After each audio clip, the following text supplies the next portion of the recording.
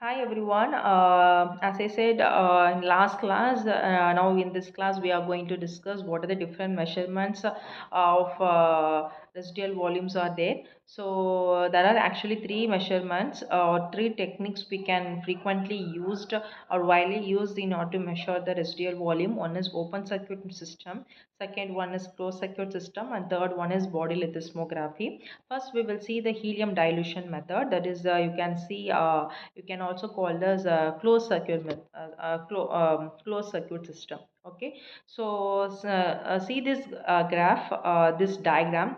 Observe this diagram. You have a two setup. Okay, the before first setup, we have like one spirometer. Inside it's been filled with the helium. Okay, and human and then from spirometer there is one tube is coming out, and then one end is connected to spirometer and another end is connected to the patient. That is the place where the patient will start to blow when the experiments gets on.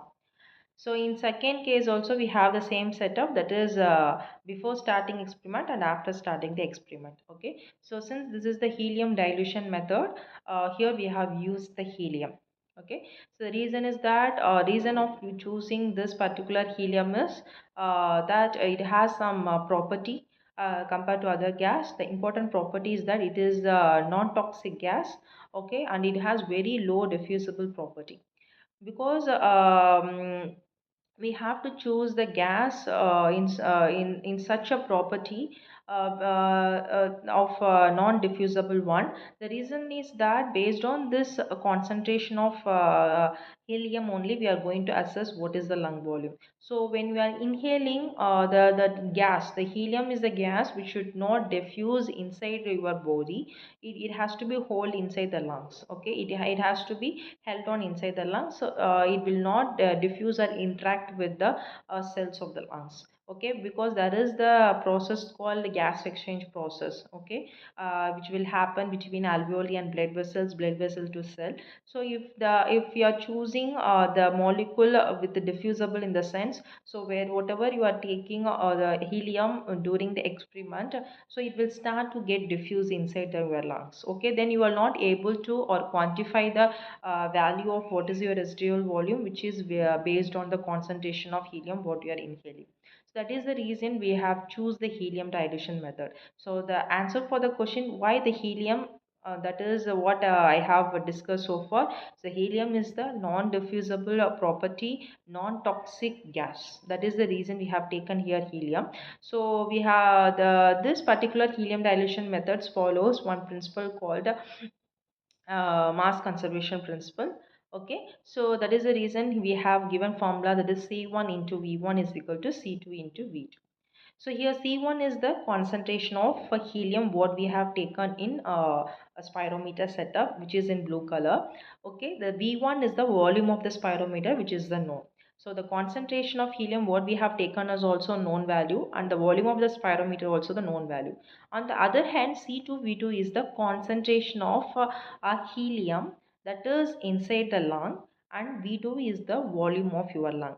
So here what we have to measure means V2 is the unknown. What is your volume of your lung is, that is the thing we have to measure here. And the helium changes also at one point we can able to measure.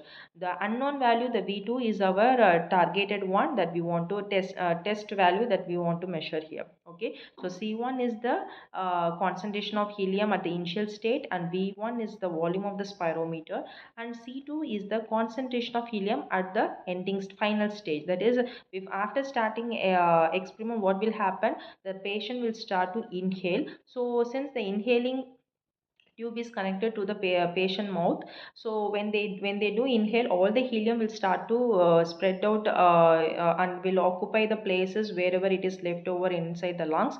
So what will happen, the concentration will missing out here. Okay, it will start to spread out, so it will the concentration will be drop out. You will have you will see the changes in the concentration at the setup side. Okay, that is the experiment side. The because you can't measure the concentration inside the lungs, but whatever whatever the helium molecules which is went out inside the lung, you can see the changes in the outside in the spirometer. So that spirometer is nothing but that concentration is not the changes in the concentration at the end of the experiment is nothing but the C2. Okay, and then V2, you know, that is the no that is the lung volume that we have to measure. Now we said the lung volume. What is the lung volume? But the here concept is that we have to measure the residual volume. If you want to measure the residual volume, means the thing is that when we have to start the experiment, that is the main question. Okay, if you are starting the experiment after at end of deep escalation or deep end of expiratory reserve volume, then that volume is nothing but your residual volume, right? So because you have blown out all the air outside, if you are starting the I mean if you are starting inhalation, in the sense now the gas molecules will get diffused in the whatever the gas which is remaining in the lungs. The remaining volume which is hold inside the lung is your residual volume. So in that remaining volume, your concentration of helium will get diffused. Okay, so that diffusing, okay, that changes you can see at the outside. So that changes is happening because of this residual volume. So the changes is directly proportional to the residual volume. So in this way only we can able to calculate what is the residual volume.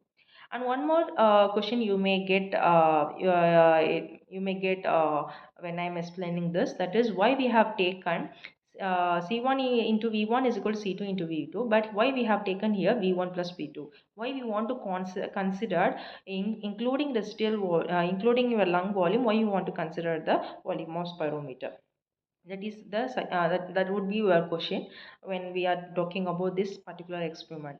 The answer for this question is that okay, so before starting this experiment, the spirometer will stay on the setup.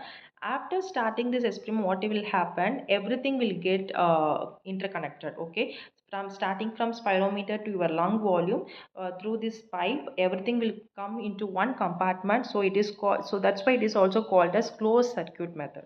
Okay, since we are not able to calculate only the residual volume, so what will happening, the high helium is get it will get diffused throughout this setup, right from spirometer to tube to lungs. So it will consider as a one compartment. So since it is doing like in this way, diffusing in this way, we can't just find out the residual volume. We have to consider volume of spirometer, then only we can able to identify residual volume alone.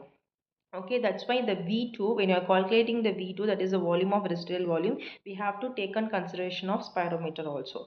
So that's why this particular helium dilution method is called uh, closed circuit method. Okay, so in next method we will see in next class. Thank you.